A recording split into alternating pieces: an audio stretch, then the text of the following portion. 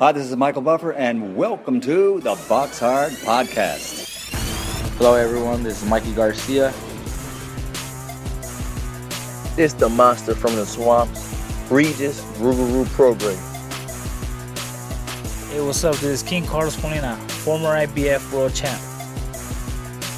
This is Michael, the Bounty Hunter, 2012 Olympian and your people's champ.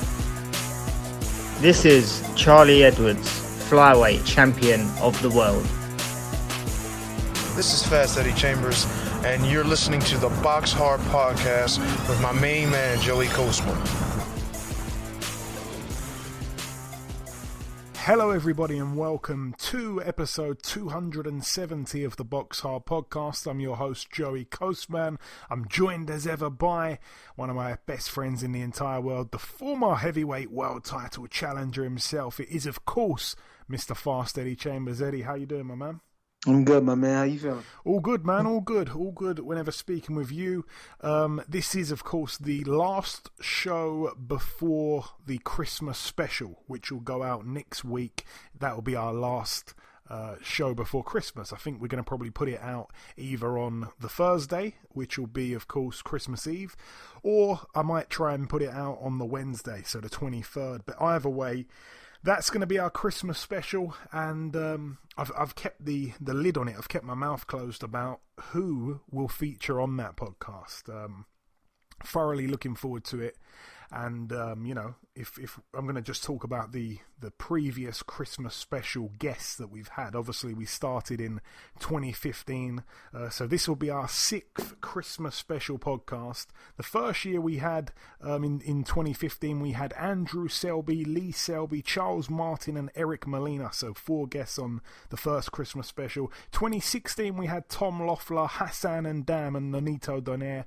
In 2017, we had Spencer Fearon and Kelly Pavlik, and then in 2018, we had Zach Parker, Chris Algieri, and Luke Campbell. And then, of course, last year, 2019, we had just one guest, Andre Berto. So I don't think I'm going to give any clues away, but I'm going to say next week's show is with a guy who, it's just one guy. That's the only clue I'm going to give. It's only going to be one guest. It's going to be an in-depth interview, and it's a big name. It's a big name from the yesteryear that is, a big star in British boxing for sure.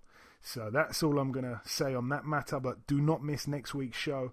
Anyway, I also need everyone after this weekend. Let's get Canelo Smith out the way, and then please send me in your fighter of the year, pound for pound list of the year as well. Not of the year, but your current pound for pound list. Fighter of the year, fight of the year, KO of the year, prospect of the year, young fighter of the year, upset of the year, British fighter of the year, and most improved fighter of the year. I'm going to also try to do that as well. So yeah, send those in after this weekend, and we'll read out every single one that gets sent in, and we can analyze it. So that'll be interesting. So send them in after this weekend, after we see Canelo fight, of course, because he is on many people's lists, everyone's list actually, in terms of pound for pound, and a lot of people's number one. So let's let that weekend go first and send them in next week. But anyway, with no further ado, let's get into part 1. We're going to start here with the review part as ever. We're going to start at the Fly-By-Night Rehearsal Studios in Redditch, Worcestershire, United Kingdom. Over here, a win on the undercard for Mick Hennessy Jr. He's now 5-1 with a draw, a points win over Dow Arrowsmith, over 6 rounds there. Also on the bill, the McKenna brothers, the 2 Irish brothers. You've got Aaron McKenna. He scored a second round retirement win against Jordan Granham, who's now 5-73 with 3 draws. He is obviously a very, a solid journeyman. So to get him out of there, very, very impressive. I think he's the only guy to have ever stopped him, if I'm not mistaken. And Stephen McKenna as well. He was able to TKO in 5 rounds MJ Hall, who's now 2-58 with 2 draws. Stephen McKenna 6-0, and Aaron McKenna 11-0. I'm not sure which one of the brothers now stopped the guy that had never been stopped before. One of them, anyway, stopped a guy who had never been stopped before. Both real experienced journeymen. So they are 2 brothers to really look out for. Great to see them both on the same card. The main event, though, Sam Eggington, the Savage, he's now 29-7. A TKO for him in 6 rounds against Ashley Theophane, who's now 48-9 with a draw. Theophane was given a count in the second round, and he was down prior to the stoppage in the 6th and final round. He came to give it a go, Ashley Theophane, but he was kind of stuck in the shell a little bit. Sam Eggington, you know, when he's on the front foot, he's like a wrecking ball, and Ashley Theophane couldn't keep him off. And when Ashley Theophane did land some nice shots, they seemed like they had absolutely no power on them, and they did not trouble Eggington whatsoever. So he pretty much walked through Ashley Theophane and got the stoppage, which is quite impressive, really, because Eggington, even though he's known for kind of doing what I said, you know, walking through people and taking loads of shots and, you know, coming back stronger and turning fights into wars and stuff like that, to get Ashley Theophane out of there is quite impressive. Ashley Theophane had only been stopped in one fight in all those 50-something fights, and that one was to Adrian Broner. So a good win there for Eggington, and Ashley Theophane has decided to retire off the back of that. So all the best to him. He's a friend of the show. I wish him well in retirement. Moving out now to Wembley Arena in London, United Kingdom. We're going to start here with the undercard. Florian Marku, he's the Albanian fighter. He went into the bout with a record of 7-0. He took on Jamie Stewart, who was 2-0. Jamie Stewart, of course, only given about 3 or 4 days' notice. He was down in the second round as well, a body shot.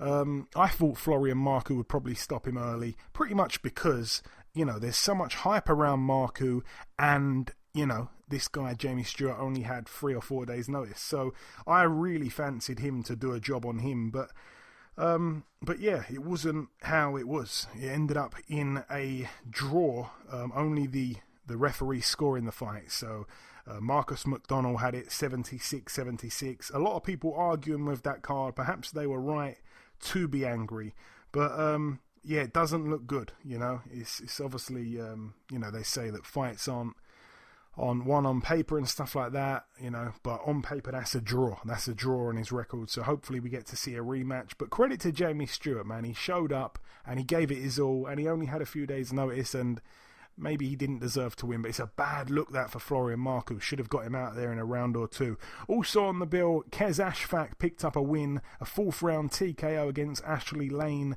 Kez Ashfaq now 9-1. Kieran Conway picked up a win against Macaulay McGowan. A complete shutout win for Conway. He's now 16-1 with a draw. McGowan was down in the 8th round of that fight. Hughie Fury picked up a win, a unanimous decision win over 10 rounds against Marius Wack.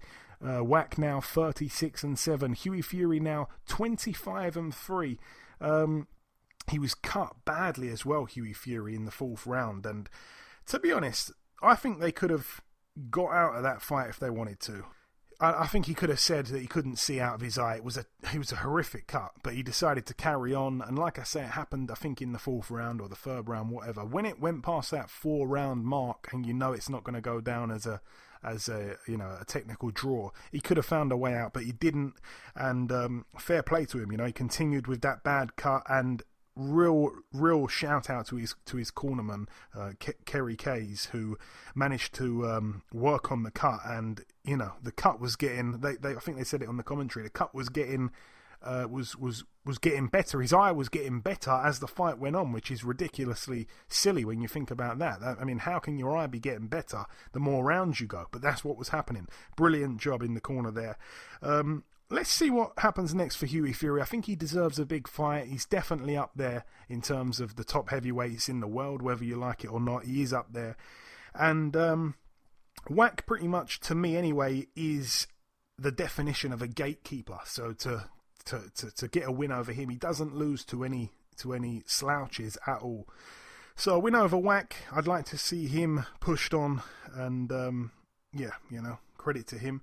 Also on that card, we got to see Martin Bakole pick up a win, a unanimous decision over 10 rounds. He's now 16-1 against Guy Kuzmin, who's now 15-2. Again, both men had that one loss to Michael Hunter. It was for the vacant WBC International Heavyweight title.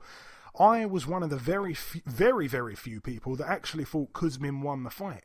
I don't know if I'm just, I don't know bleep about boxing, but I really thought he won. I wouldn't say you don't know bleep about boxing. It's, you watch boxing all the time. It's just as much about boxing as Al Bernstein from watching it. I mean, he has more experience being that he's, been on the earth longer than you and probably been studying boxing a little longer, but he's never taken a punch. So what does that make him know?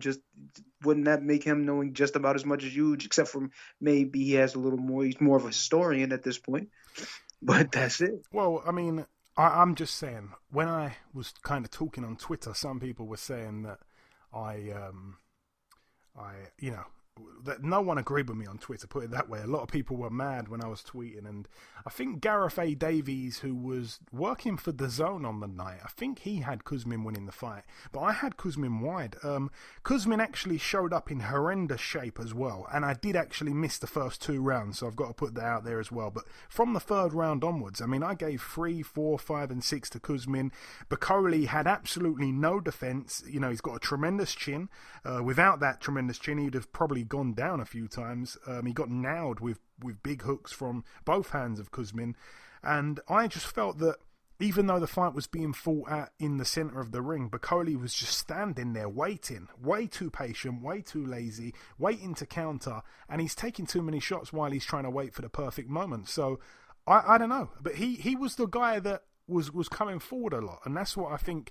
A hell of a lot of people get influenced by the guy who's coming forward, not about who's landing the cleaner punches. They're not counting that. A lot of people just see a guy coming forward and a guy backing up. Oh, it looks like the guy coming forward must have won that round.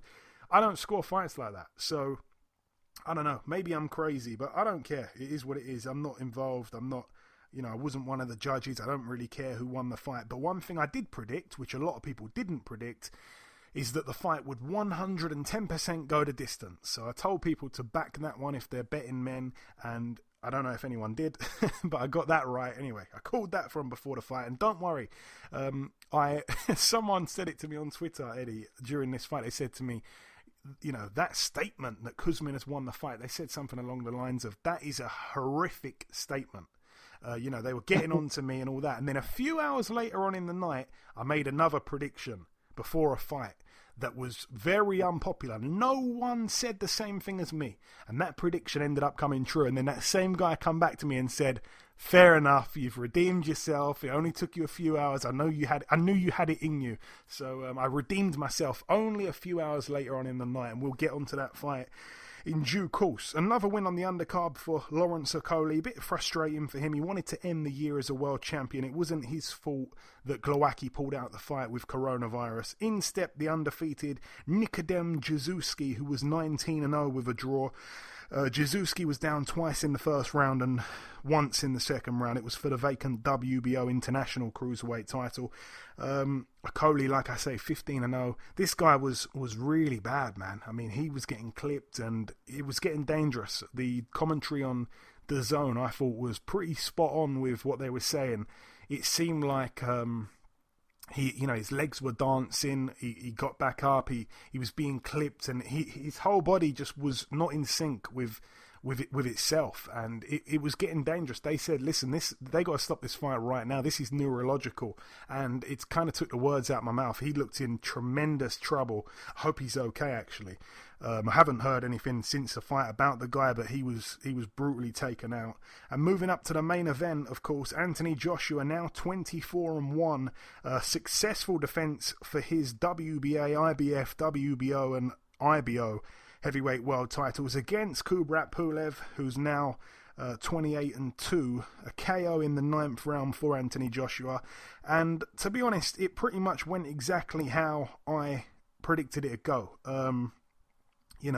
Joshua obviously put Pulev down twice in the 3rd round. Pulev turned his back on the first one, I think it was. And some people are saying it should have got stopped there. I don't think he intentionally kind of turned his back. I think he was just trying to run away for a second because he was getting shots landed on him clean every second. So he tried to kind of run away as fast as he could. And of course, to run away as fast as you can, you've got to be facing the way you're running. That's what I think he tried to do. Joshua couldn't miss him with the uppercut as well that he kept landing there. The fourth round was a better round from Pulev. Still, Joshua, of course, was dominating. Round 6, I'm just kind of skimming through these rounds. Pulev was doing much better at that point. He was starting to let his hands go finally. He was repeatedly trying to land the straight 1-2, but Joshua, to his credit, was able to either duck it or move his head to the side and slip it. So good head movement from Joshua, good mobility, good footwork as well from Joshua. I didn't pay for it. I streamed it. In round 8, my stream died. But yeah, it was what I thought it was. I thought Anthony Joshua would take him out I really thought he'd probably take him out around about the 5th round. And I thought if it's not the 5th round, it's going to be the 6th, 7th or 8th. He got him out there in round 9. It was as I expected. Like I say, I wasn't impressed too much at all.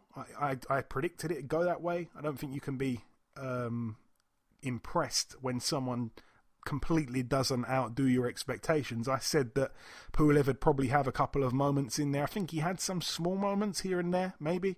But Joshua did what I thought he'd do and took him out a bit later than I thought, but it was a good win. I've seen a few people out there, by the way, saying that version of Anthony Joshua would beat Tyson Fury. I cannot understand that. Anyway, let me throw it over to the expert. Eddie, take it away. What did you see?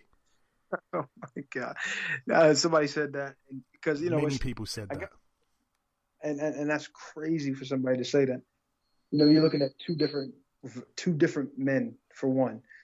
One is, and in this case, and I know that size doesn't always have something to do with it, but the style of fighting has a lot to do with it. And Pulev is a good 2 inches shorter or so than Anthony Joshua, and tries to fight from the outside. So he had to kind of change his style to a degree and be obviously more aggressive, which he did obviously unsuccessfully. Tyson, on the other hand, will be boxing from the outside, and Anthony Joshua would have to figure out a way in some crazy way to get inside. And I know he would be very unsuccessful with the version that I've seen fighting Pulev. Because, first of all, that's 2 different kinds of situations he's going to be in. In this situation, he was trying to keep Pulev out. The other situation, he's going to be trying to get in. So it's a different world, for one. Then the skill level difference is on like a whole nother planet than what he faced that night. And I'm not trying to be mean. I'm not trying to say Pulev was never this or never that. Because, for most of his career, when we've seen him fight, he was pretty credible. But I honestly think that he did better in the Klitschko fight than he did in this one. And this one went 9 rounds. But this just gave us a chance to see more of him, and the flaws that he had in this particular situation when he's not, controlling the range and controlling the fight itself. And he just didn't look good. I'm not saying that Joshua didn't have anything to do with it, but I just don't think he looked good. I don't think this version of him was his best version. I think, and I'm not trying to say that, he has never been good, but I'm just saying this version of him. And I'm not trying to say he was way too old or he got old overnight. I'm just saying this version, what I seen that night, honestly, didn't look like a heavyweight championship title challenger. That's my opinion. Maybe it was because Anthony Joshua did his job well enough to make him look average, but that's just what I saw. You understand what I'm saying? And he really had a very I don't know if he's ever been a good defensive fighter. I've never really watched him much, but he looked completely out of place trying to defend. He was taking almost everything that Anthony was throwing, and to Anthony Joshua's credit, he was creative with some of his shots. He was doing some good stuff that I would consider little guys do. So he had some good things going for him. I'm not saying that he wasn't doing a good job in there. But he's not going to be able to do those types of things with Tyson Fury because it's a different kind of fight. He's going to have to press him, and he's going to be taking a whole lot more punishment to get into range to land his shots. You understand what I'm saying? So, and Pulev, we don't even want to talk about that. That wouldn't even be a good warm-up for Tyson at this point. I'm not just trying to compare the two guys. I'm actually talking about what I saw on that particular fight. It just didn't look good from Pulev's side. You know what I mean? And I'm not hating. It's just the fact that I didn't see much from him. You know what I mean? And like I said, maybe it had a lot to do with Anthony Joshua. But Anthony Joshua did a great job. He was using his jab. He had better footwork. He was doing some things that honestly, before I didn't see him do a lot, but he had a version of Pulev in front of him that he could do just about whatever he wanted to in. You know what I mean? So, credit to Joshua. He did a good job. You know what I mean? He handled business. But as far as the plan that he had, perfect in a sense to try to kind of stay on the outside and pick Pulev apart as he tried to get through, especially that not being his game and literally forcing him into a position that he's not even comfortable with. You know what I mean? I obviously like what they did there. And the right uppercut looked real good, honestly. He was throwing it with, precision. You know what I mean? Even though the guy in front of him wasn't able to move his head or do anything like that, but he was doing a good job with that. And he did, like I said, he looked good. But don't get confused with what he was doing in there with a guy who was standing directly in front of him that didn't have a lot to give him versus a guy who's probably the best heavyweight in the world right now. Well, not probably, is the best heavyweight in the world right now, skill-wise another. And then obviously a whole 4 inches taller, maybe 5 inches taller, you know what I mean, with better hand speed, better movement. It's just going to be a very, very different fight. And I can't wait to get the opportunity to see it. Yeah, I really hope we get to see it in 2021. But yeah, Pulev just for me didn't seem his old self. It's understandable. The guy's 40 years of age now. He couldn't get the jab going. Once he couldn't get the jab going, to be honest, that was it. I mean, he's got a great jab when he can use it, and he kind of sets things up off the jab, but he just couldn't get the jab going at all. It was non-existent. And obviously Vladimir, as we know, beat a better and younger version of Kubrat Pulev. So I just can't see why some people are thinking that this win was just tremendous. But anyways, it was what it was. It wasn't the fight we wanted to see. Moving on from that, we're going to go now to the where should we go? To the Mohegan Sun Casino in Connecticut, USA. Couple fights to mention over here. I'm going to start with the main event. Chris Colbert, a brilliant knockout for him, an 11th round TKO against Jaime Arboleda. Arboleda now 16-2. Chris Colbert 15-0. It was for the interim WBA super featherweight world title. He was leading on the cards very wide, Colbert, but the knockout in the end was brutal. Richardson Hitchens, a young guy, very good prospect. He was able to win a split decision over 10 rounds against former world champion Argenis Mendez. He predicted a knockout win, Hitchens, and that's the one there. I was trying to bet on it over here to say it's definitely going the distance, but I couldn't find anywhere that would take that bet. So anyway, he won on points, a split decision over 10. He's now 12-0. Didn't actually see that fight, so I couldn't tell you exactly what happened. And another one from the undercard, Ronald Ellis. He's now 18-1 with 2 draws. Very, very fortunate guy. I'm not sure if I'd say he's fortunate or his opponent is very unfortunate. I think the opponent is very unlucky. Mati Korobov, obviously, the guy was a brilliant amateur, 28-4 now with a draw. I think he's got to be about 36 or 37. He was destined to become a world champion, man, when he turned over. And, he had a world title shot against Andy Lee. He was winning that fight. Andy Lee then picked one of those famous Andy Lee punches out of the sky, knocked him out. So he lost that one. Then he came back. He got a chance against Jamal Charlo. A lot of people thought he won that fight. Jamal Charlo got the decision in America. Then he came back. He boxed Chris Eubank Jr. He was winning the fight. It was only, I think, in the second round, so it was very early still. But he won the first round. Then he dislocated his shoulder and had to be pulled out in the second round, so we didn't get to see that fight finish the way it should have done. And then he took a whole year out the ring, returned here against this prospect, Ronald Ellis. He was a favourite to win. Once again, he's winning the fight through the first 4 rounds. Don Ackerman even gave him every single round. Steve Weisfeld had 3 rounds to 1 for Korobov, and Glenn Feldman had it a draw. But anyway, he was winning the fight on 2 of the cards, and he injures his ankle and couldn't continue. So he has had the most rotten luck in boxing right now, Mati Korobov. I feel very, very sorry for him. Just plagued with injuries, and now it seems like he's probably missed the boat because of the age factor. 2 fights in a row that he's suffered an injury in which he's had to stop the fight in the corner, and both times he's been winning the fight. So yeah, very sad for him. Moving out now to the Champion Boxing Gym in Georgia, USA. 2 fights to mention over here. A win for Cassius Chaney, the undefeated heavyweight prospect. He's now 20-0. A 3rd round TKO against Jason Bergman, who's now 27-19 with 2 draws. This was, of course, a main events card, Cafe Duva. And also the son of the legend himself, the only 4-time heavyweight world champion, Evander Holyfield, his son Evan Holyfield, now 5-0, a TKO in the 1st round against Donis Reed, who's now 3-8.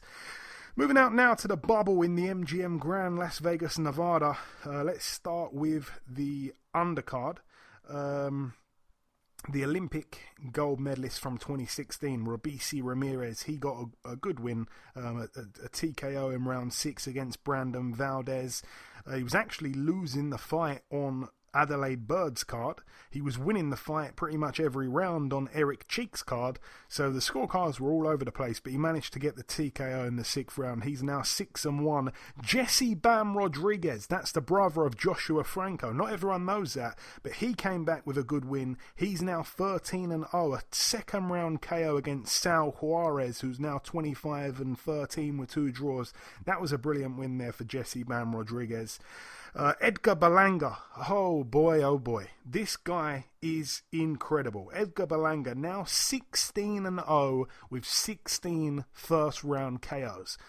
Unbelievable. He got in there with Ulises Sierra, who's now 15-2 with 2 draws. Sierra obviously only had the 1 loss going into the fight. It wasn't by stoppage, and he's a guy that's very experienced. I didn't know too much about him as a professional, but they said on the on the telecast that he had been in there in training camp with Canelo. He'd been brought in for Andre Ward. Andre Ward was commentating. He said, this guy's going to get through the 1st round. This guy's a tough guy. Edgar Berlanga took him out. I think there was only about 10 or 15 seconds left in the round. I can't remember how many times he had him down, but unbelievable. Edgar Berlanga, just an unbelievable statement, and he's got to be one of the most exciting fighters in the world, arguably. And also, he's on the verge of breaking records as well. He holds now the record of the 4th longest 1st round KO streak in history. He's now got 16 of them. In 3rd place is Edwin Valero. Obviously, we know about that crazy guy. In 2nd place is Philadelphia's very own Tyrone Brunson. He's got 19. I think Valero had 17 or 16, something like that. And in the number 1 spot is Ali Raimi, who scored 21 straight 1st round KOs, but he sadly died in an explosion 5 years ago in Yemen. So, yeah, incredible. He's in the top 4 for that record there. 2 of the guys are dead, and yeah, he's up there. I mean, it's just unbelievable. But apparently 2.2 million people watched his fight, I think he said, and he's now tweeting Top Rank on Twitter saying he wants to get paid because all the eyes are watching him, and he wants to get, he wants his paychecks to reflect that. I think it's a little bit too early for all that stuff. That's not a good look, actually, to be tweeting Bob Arum and stuff on Twitter, making it very public. He hasn't yet fought any, top fighters yet, but he's exciting. He's got a lot of celebrity friends. After the fight, he was FaceTiming Lil Wayne, and I think he was in the last fight he had the following day or whatever. He was in Snoop Dogg's house in the studio dancing with him. So he's quite a character, and he's got a lot of famous friends. I think Fat Joe's another guy, which that's actually my nickname, but that's a story for another day. Yeah. And also on this card, Felix Verdejo. This is where my fantastic prediction came in. He's now 27-2. He was TKO'd in the 9th round against Masayoshi Nakatani, the Japanese underdog, who's now 19-1. It was for the vacant WBO Intercontinental Lightweight title. Nakatani was down in the 1st round and the 4th round. Verdejo was down twice in the 9th. Now, I did say it. I tweeted it before the fight. I said, right before the fight that if Nakatani is still there in the late rounds, do not write him off. That was what I said. And that tweet, it was exactly how the fight played out. He was down twice, like I say, in the fight. He didn't look great early on. And just as I said, he was there late on. He managed to spring the huge upset and brutally knock out Verdejo. The first shot was actually a jab. Verdejo walked straight into a jab. And it was one of the most disgusting jabs I've seen land. It was like, I don't even know how he did it. It was like, I don't know, it was crazy. This guy walked into a jab in one of the worst ways I've seen. It was almost like he sprinted into a jab. It was crazy. It hurt him badly. He got back up and he was a knockout waiting to happen, and boom, good night. Nakatani as well was coming off 17 months of inactivity following a broken orbital bone in his fight against Teofimo Lopez. So he was coming off that loss. He was coming off all that inactivity, coming off a broken orbital bone, which of course is a very dangerous thing. And he got in there. He was there late on, and yeah, he did the business. And it was impressive early on from Verdejo, because I don't think Teofimo Lopez had Nakatani down, because of course that one went the distance. And he was just the tougher of the two, and he stayed in there and got the knockout, and it's a horrendous upset. But the reason I tweeted that is because for me Verdejo's a little bit like, I think he's a little bit like I want to say someone like, I don't know, he's a lot like these guys where he can look brilliant, he can look amazing early on, but then as the fight wears on, if someone can take his shots and then put it on him late, he can't take it as much. I want to say maybe like a little bit Gamboa-y, something like that. There's no other comparison aside from that. They're just a little bit fragile themselves. They're great at dishing it out, but just a little bit fragile. If the guy wants to make it a war, and a war late on, then something about him just falls to pieces, and that is what I thought could happen, and that is what happened. And a lot of people were saying good call afterwards, because everyone was like, what is he talking about, when I tweeted it. I was back in the game. Suddenly I knew bleep about boxing again. Anyway, moving up to the main event, of course, Shakur Stevenson with a win. He's now 15-0, a complete shutout win against Tokakon Clary, who's now 28-3, over 10 rounds there for Shakur Stevenson. He was just beating Clary to the punch a lot of the time. He hurt him with a jab, I think, in the first round as well, Stevenson. But all in all, it was just a technical masterclass from Stevenson. He was pretty much flawless and, technically excellent, to be honest. I mean, it wasn't the prettiest fight. It really wasn't.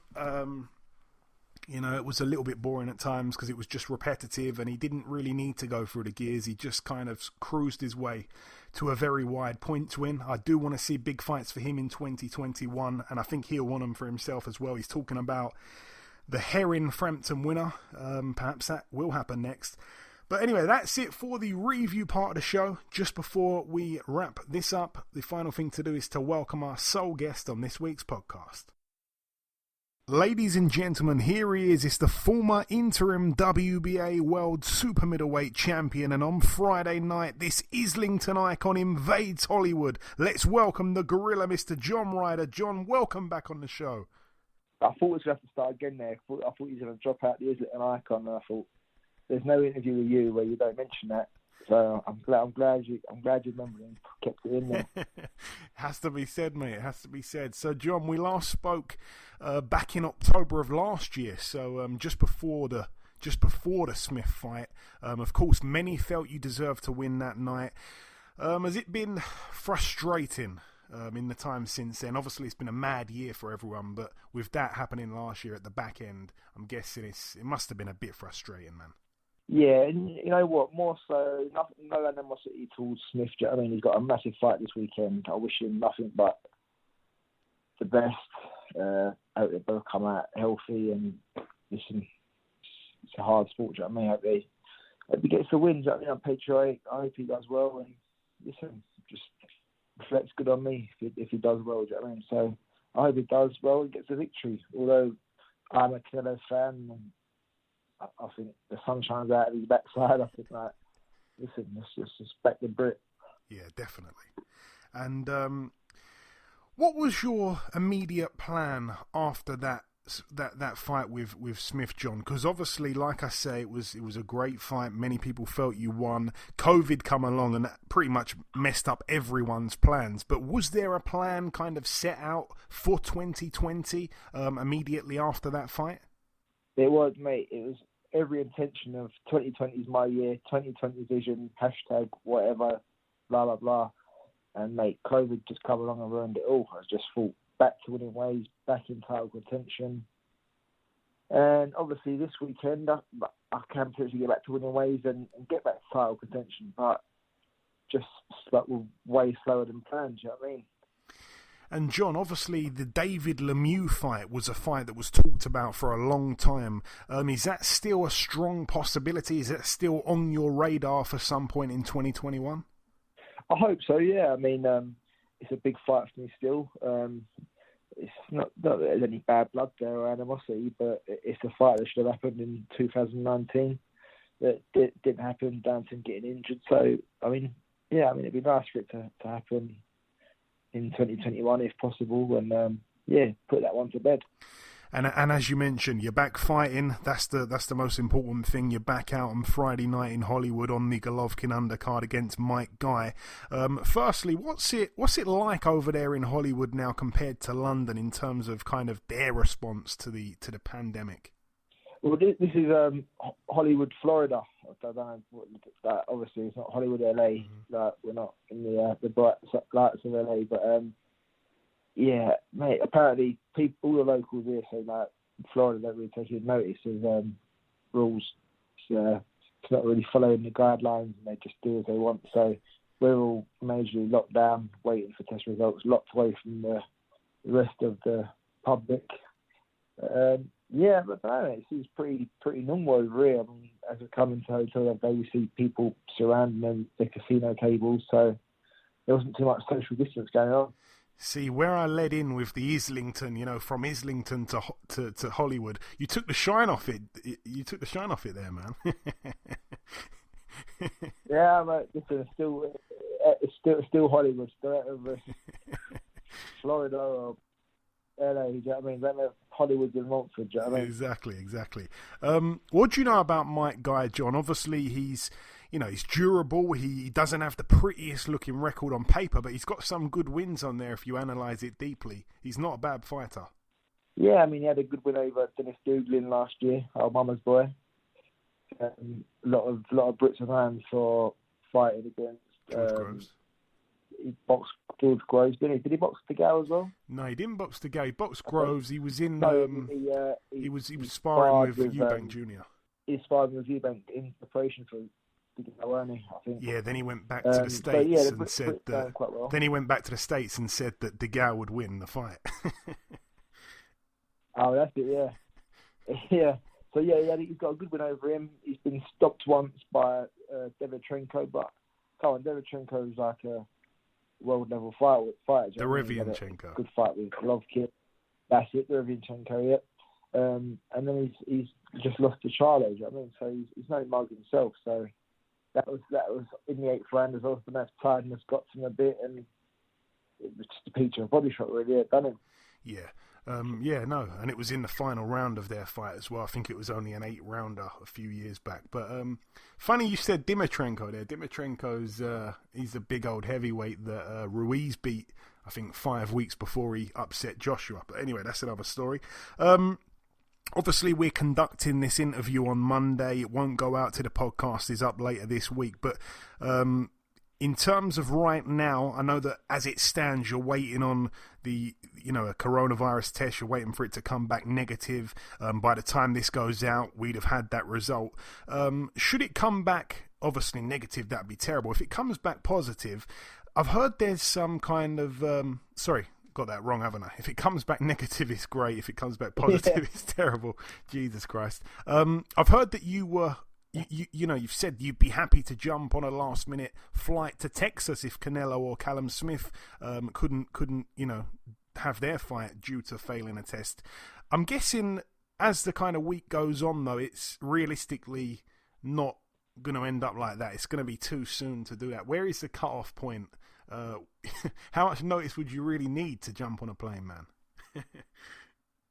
Well, I think in fairness, I think it's today really. I think that's it. I mean, I think we all get tested today, so we'll all know. We should all know by this evening what's what. So should one man fail the test, then we'll be straight on a plane. I suppose probably be tomorrow now, but we get in Texas and crack on. But I'm not really paying too much attention to that. I'm fully focused on Mike Guy Friday night and taking care of business here in Hollywood, Florida. Yeah, and that's definitely the right thing to be thinking. That's the right mindset. And Friday night is a big night for the gym. You're in Hollywood. We're not going to say which state it's in. You're in Hollywood. Craig Richards is in Redditch. How do you see his fight going down? It's a good one, John. I like that fight. No, it's a great fight. I mean, Shankar Peter's obviously got a good record. He's like British champion. His name Mug. He was also won the Ultimate Fighter, was it? He's a big awkward opponent, and I think this will be the first time that Craig's ever boxed someone that's longer and rangier than him. So it'd be good. Craig looks great in the gym. So I see nothing but Craig coming away with the victory. Yeah. Feels strange calling him Craig because I always call him Spider. So I don't know what's the matter, yeah. And obviously Peter Sims is with him. Who's over there with you, John? I've got Tony Sims, Charlie Sims, and Dan Lawrence with me, the S&C. Okay, perfect team.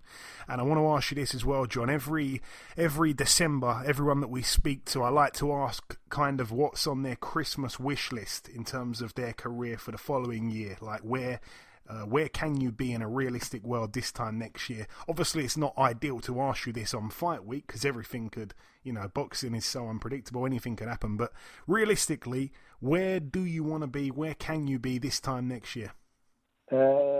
Basically world champion. Okay. Get back to winning ways Friday night and look to build on a good 2021. All the hopes and aspirations we had for this year we could take into next year and just really plough through.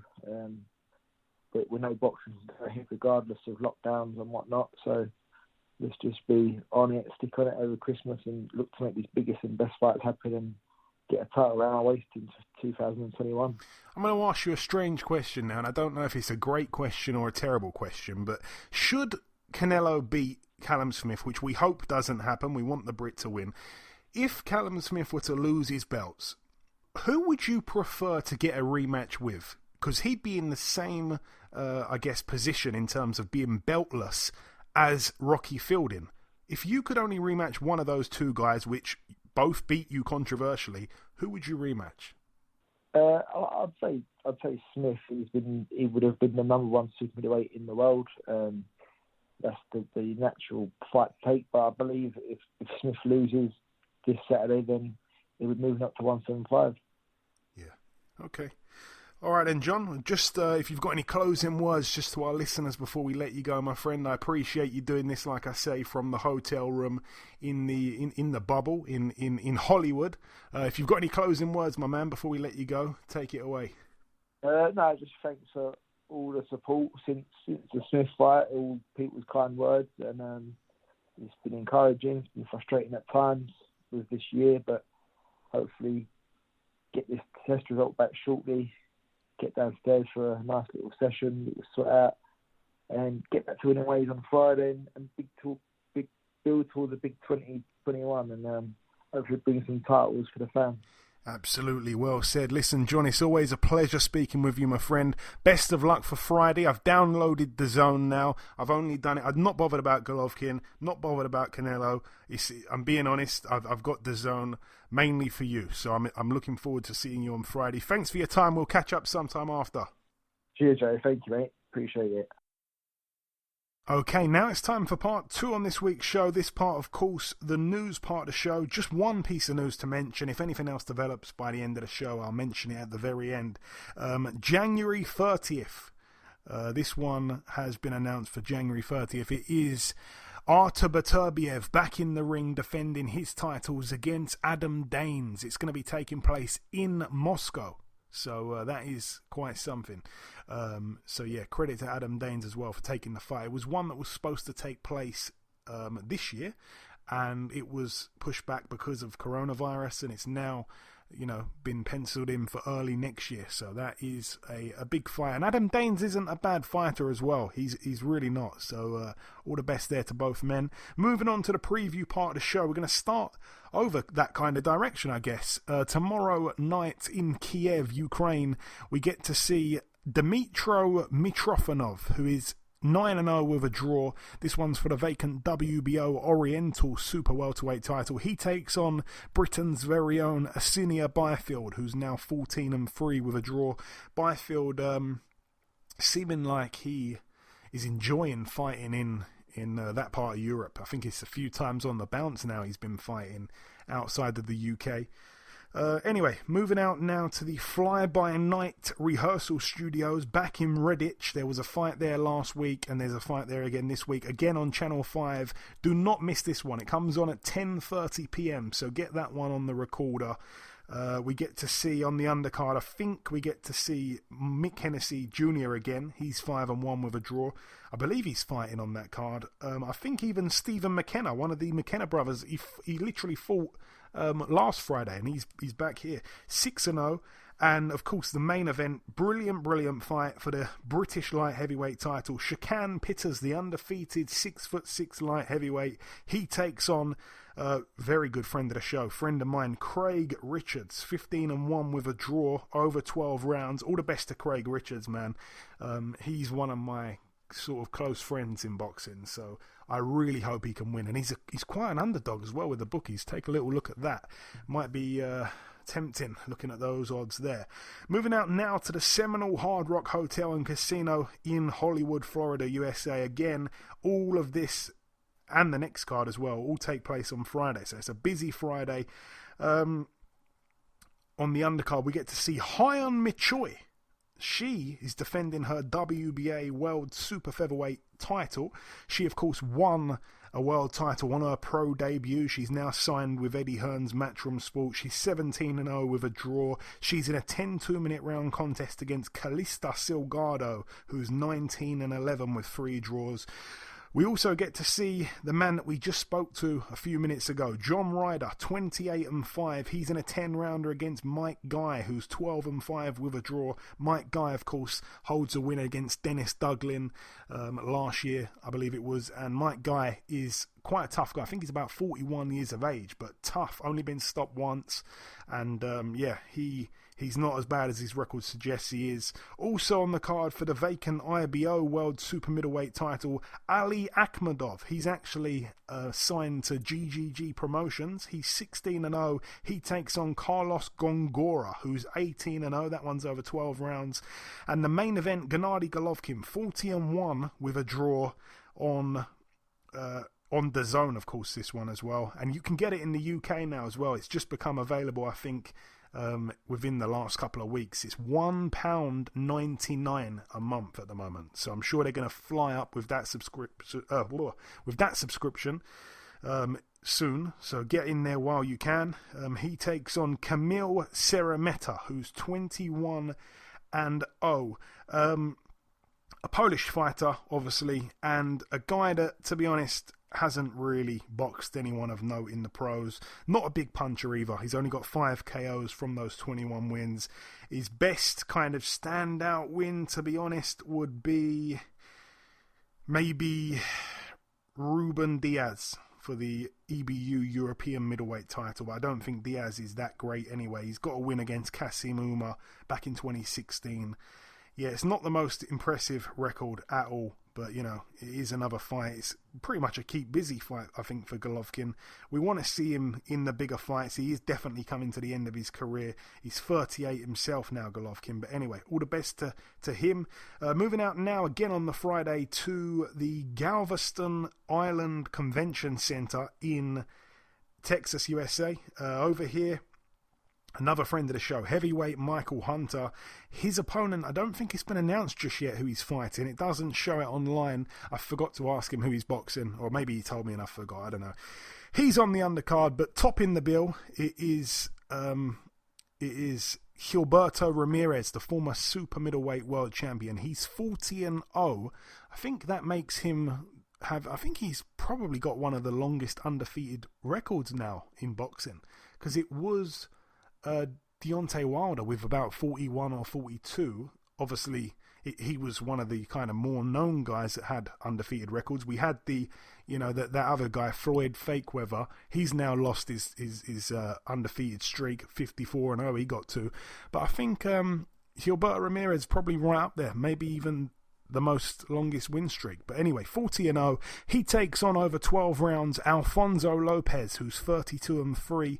That one's for the NABF light heavyweight title. Gilberto Ramirez is also promoting that show as well. It's on Fight TV. But it's about $25 or something to watch that, so I don't think I'm going to get involved in that one. Anyway, moving out now. This one takes place on Saturday in Kinshasa in the Democratic Republic of Congo. Ilunga Makabu, obviously the brother of Martin Bakole. This guy, of course, Makabu, Brits will know because he got knocked out by Tony Bellew for the WBC Cruiserweight title. But he's now champion himself, so he defends his WBC World Cruiserweight title. He's 27-2. He takes on Olan Rawaju Duradola, who's 34-7. So all the best there to Makabu. Moving out now to Germany, and we've been saying it, this pandemic has sprung a lot of comebacks from former world champions. A lot of guys coming out of retirement after 6 years. This guy hasn't had 6 years off, but he's had 4 years off. He's a former world champion. He is 41 years of age now. And I think he's even done some prison time as well in the last 4 years during his retirement. I think he went to jail because he was on PEDs and something to do with tax evasion, if I'm not mistaken. Anyway, he's back in the ring. The return of Felix Sturm, 40-5 with 3 draws. He's in a 10-rounder against Timo Rost, who is 10-0, undefeated with 2 draws. Yeah, Felix Sturm. I always quite liked Felix Sturm, but, it is what it is. He didn't fight since winning back his world title to Chudanov, I believe it was, and it was very controversial. Anyway, moving out now to Spain at the Bolera Severino Prieto in Cantabria. There you go. You know you love that, Eddie. What's that? What? You said that's good Spanish? Kind of Spanish. Kind of Spanish? Kind of. Insulting. Anyway. I ain't gonna be like that. It was good. Anyway, Sergio Martinez back in action. He's 52-3 with 2 draws. He's in a 10-rounder against Jussi Cavoila, who is 24-7 with a draw. The name might ring a bell if you're a British fight fan, because Cavoila got stopped by Conor Benn in his last fight, which was actually in June of 2019. That's the last fight, by the way, that I covered as a boxing media guy. That's the last fight I went to in June 2019. It's been such a long time, man, since I've gone to a show. It's killing me. But anyway, Cavoila gets in against Sergio Martinez. Quite a strange one to say that he's boxed Conor Benn and then Sergio Martinez. But anyway, that's over 10 rounds there. And topping that bill, Sergio Garcia. He defends his EBU European Super Welterweight title. He is 32-0. He takes on Andranik Hakobian, who is 14-1 with 2 draws. Never heard of him. Moving out now to the Mohegan Sun Casino in Connecticut, USA. We have over here Gary Antonio Russell. This is a fight that's gone under the radar. I love this fight, man. Gary Antonio Russell, 17-0. I think he's got about 12 by KO. Obviously, younger brother of Gary Russell Jr. He takes on former world champion Juan Carlos Payano. That's a brilliant fight there. 21-4 Payano. That has gone under the radar because there's so many big fights this weekend. I love that fight, man. I love that fight. We also get to see Emmanuel Rodriguez, 19-1. It's for the interim WBC World Bantamweight title. Nonito Donaire was supposed to be taking him on, but of course he got COVID. He's out the fight. In steps the undefeated Raymart Gaballo, who is 23-0. Never seen the guy fight, but apparently he's quite good, so that could be interesting, but he hasn't had much notice at all. And topping the bill, Jaron Ennis, 26-0 for the vacant IBO World Welterweight title. He takes on South Africa's Chris Van Heerden, 28-2 with a draw. Very bright future, obviously, for Jaron Ennis.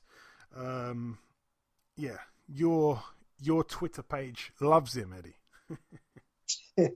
Yeah. No, I think he's a really talented young fighter, man. He has a hell of a future ahead of him. You know what I mean? He has a lot of promise. Obviously, that's the understatement of the century. But still got to give him some time to get into with some real top guys to really see the potential even further.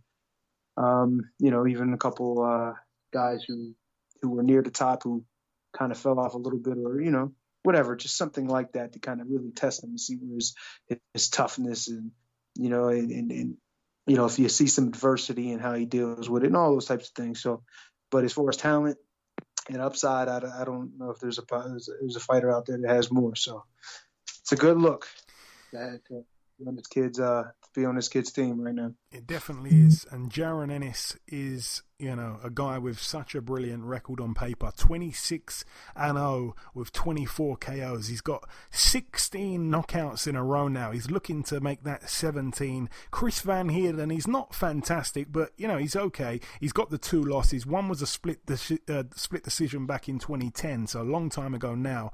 And then his other loss came to Errol Spence. He got KO'd in round 8 back in 2015. So he's not bad. And I tell you what, if I'm prepared to say if Ennis takes him out before round 8 and does better than Spence did, then it's a statement. But I like Chris Van Heerden. His father got murdered, actually, within the last couple of years. I think where his father lived in South Africa, it was like a really dangerous place to be for a white man, and he got killed. I believe it was a racially motivated crime. I think some black guys shot and killed his father, which is very, very, very sad. So his kind of head has been out the game a little bit, really. So I was surprised to see him back. He's been out the ring for 16 months. I think it probably happened in that time. But all the best to him, but he's up against Ennis, who's just looking like a steam train at the minute. That one's on Showtime on Saturday. And then moving out to the final bill, it takes place in San Antonio at the Alamo Dome in Texas, USA. The undercard, to be honest, isn't up to much at all. Let's just jump straight on to the main event. Saul Canelo Alvarez, he's the A-side, but he is the challenger. He takes on Britain's very own Callum Smith, 27-0. It's for the WBA Super-Middleweight title and the Ring Magazine belt, and the vacant WBC Super-Middleweight titles on the line as well. It's a good fight. It is a very good fight. I don't know if you've seen any pictures of the pair together, Eddie, but if you have, the size difference is unbelievable. Have you seen any pictures of the two stood together? I honestly, I think I might have, but I would expect it looks even crazier than me and Vladimir. so it's a huge difference. I mean, I know that Callum Smith is 6'3", and I think Canelo's 5'7". So it's going to be crazy to see them in the ring together. And especially if Canelo was doing the business, which is kind of, what most would expect. But, man, Callum Smith is not just another guy to be on his resume. He's a tough guy, man. He can box. He's rangy. One thing, though, is he's not the fastest guy in the world, but his timing is good. He understands. He knows his way around the ring. Good range guy, you know what I mean? Good punching power. Got a good level of confidence, man. It's gonna be interesting. I'm actually really looking forward to it. Want to see how much he can really test Canelo, and really see where he is, and maybe see how much Canelo can test him, because he hasn't lost yet. You know what I mean? He hasn't really dealt with that much adversity, so it's going to be interesting, this fight, just in so many different ways, for so many different reasons. It's going to be a good night. Yeah, I'm really looking forward to it. Like I say, we thought that we wouldn't even get to see Canelo in a ring this year, but we are getting it. And yeah, you know, he's back. It's a good fight. It's probably one of the better fights that really can get made realistically. Obviously, you know, he's coming off that win against Kovalev. That was a brilliant win. Before that, he boxed Jacobs, and then before that, Rocky Fielding, who's an interesting one because, of course, both guys boxed Rocky Fielding. And, you know, Canelo, it took him 3 rounds. It took Callum Smith just 1 round, but you can't read into that too much. Callum Smith, though, absolutely huge for the weight. A tremendous body puncher. He's great at using his range, using his distance, keeping it long. He will obviously be trying to box from the outside, and Canelo will be trying to box on the inside. And Callum, it's going to be interesting because he's really not a guy that boxes on the back foot kind of thing. He does fight good up close, but he's not boxing people like Canelo. So it's going to be interesting because I think Canelo is going to be the one coming forward.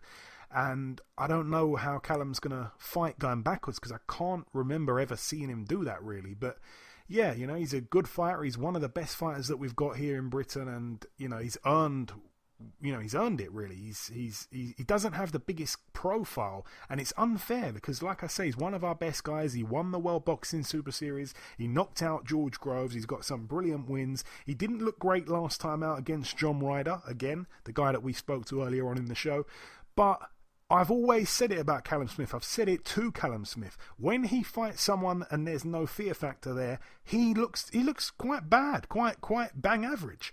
When he fights a guy where he knows he is, you know, he can't cut any corners, he can't have any mental lapses in the fight, he needs to be on his A game, he performs at his best. So I think we're going to see the best of Callum Smith. I really do. You know, they both boxed in November of last year, so they both got that same kind of level of ring rust. He hasn't had too much notice. That's the one thing that kind of upsets me a little bit. He hasn't had so much notice for the fight. I don't know how many weeks it is. But, you know, he's flew over there, and he, I think, will take it... You have to take it extremely serious. A win here, I mean, his whole career would change. But...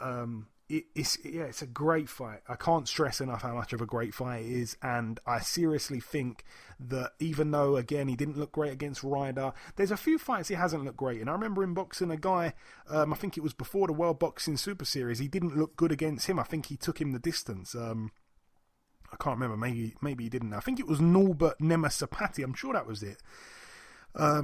Yeah, someone like that. You know, he hasn't looked great. There's been fights, you know, Christopher Rebras. Do you remember him? I haven't heard his name for years. But, you know, Nicolas Schwetlocker. These were guys that he boxed, and he looked bang average, man. He really did. But when he got into the World Boxing Super Series, he beat Eric Skoglund, who, of course, suffered injuries in that fight that you know, made his career come to an end. It was a good win, though. Then he boxed the kickboxer that came in at late notice, and he didn't box that well against Nicky Holzken. He went the distance. Then he boxed George Groves. It was a great win. He took Hassan Ndam, you know, apart, really. He was way too small, you know, especially coming up to super middle. And, yeah, he's not coming off a good win over Ryder. A lot of people thought Ryder won the fight, but I've always said it, and I'm repeating myself now, so I'm going to move on quickly, but he fights to the level of his opponent. If he doesn't have any fear factor, he's bang average. It's just as simple as that. He will be fearful of Canelo. He will box as best as he can. His brother, Liam Smith, has boxed Canelo. He will, you know, he knows Canelo inside out. Liam Smith has even gone into training camps against guys who are, you know, gone into training camps with guys who are preparing to fight Canelo, and he replicates Canelo. So Liam Smith, he knows him very well, and that's Callum's brother. So I think they're going to have quite a clever game plan, even though Callum Smith is nothing like Liam Smith. They fight completely different, and one of them is like, you know, one is absolutely huge in terms of height, the other one isn't. But it's going to be very interesting. I'm really looking forward to it, and I'm going to move on before I start repeating everything. But I think Canelo probably on points. Even though Callum's a brilliant body puncher, he's got quite a slim frame himself. I don't know how he's going to react to Canelo's body shots. You know, Canelo seems like he's got a lot of power. You saw what he did to Kovalev. It's going to be a great fight, though, man. And you can't write Callum off. Absolutely, you can't. When you see the pair up close, the size difference is crazy. Even though I think the camera angle that I saw it from was favouring Callum. I think it was from his side. He looked a lot bigger. I've seen other angles where he doesn't look as big, but he still is the much bigger man. I think Canelo on points, can't really write him off, but I hope Callum does really well. I don't want to see him get stopped. I'd love to see him pull it off. Obviously, being a Brit, being a friend of the show. But anyway, that is it for the preview part. We did the news, we did the review part, we've just done the preview part. We brought in our sole guest, John Ryder. The final thing to do is to say goodbye to you, Eddie. Thanks once again for joining me on this week's podcast and going through it all. It's always a pleasure doing it with you, man. I always appreciate it. Not a problem, man. Thank you for having me again. No problem, Eddie. Thank you. And like I say, remember to send us in those Christmas, those end of year pound for pound lists and all the rest of it. I'm going to put a tweet out as well next week asking for people to send those in. We're going to read them out. And remember, do not miss next week's show. Next week's show will be with a very special guest, a royalty in British boxing. So do not miss that next week, the Christmas special. But anyway, that's it from me this week. That's it from Eddie. And I'm going to come in now with the outro in just a few seconds.